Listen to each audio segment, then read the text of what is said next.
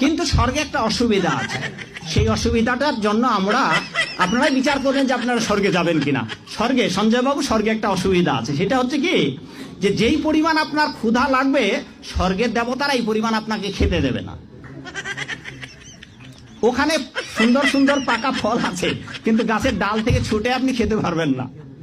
ক্ষুধার ঠেলায় আপনি জল খেতে যাবেন, ওই সরোবরে নদীতে যে স্রোতস্বিনী ধারা আছে, ওই জল আপনি হাতে উঠে খেতে পারবেন না।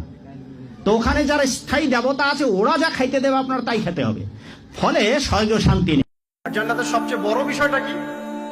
আল্লাহ পাককে আমরা এই চোখ দিয়ে দেখতে পারবো ইনশাআল্লাহ। জান্নাত মানে কি? যা ইচ্ছা তাই করতে পারবেন।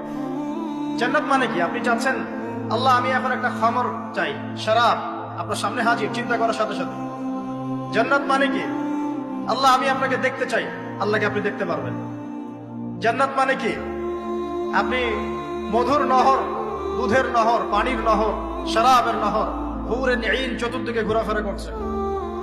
একজন নিম্নমানের জান্নাতি, মানে সবচেয়ে শেষের দিকে যারা জান্নাতে যাবে, তাদের সাথেই দুজন করে হুরে নিঈন, আহাল পরিবার তো আছেই, গিলমান পানপাত্র নিয়ে চারপাশে ঘোরাফেরা করবে।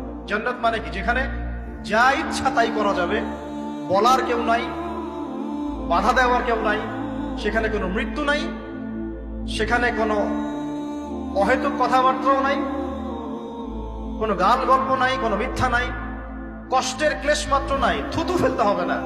জান্নাত মানে থুতু ফেলতে হবে না। জান্নাত মানে হাঁচি হবে না, নাক ঝাড়তে হবে না। জান্নাত মানে ইস্তেঞ্জা, পেশাব পায়খানা করার টেনশন নাই।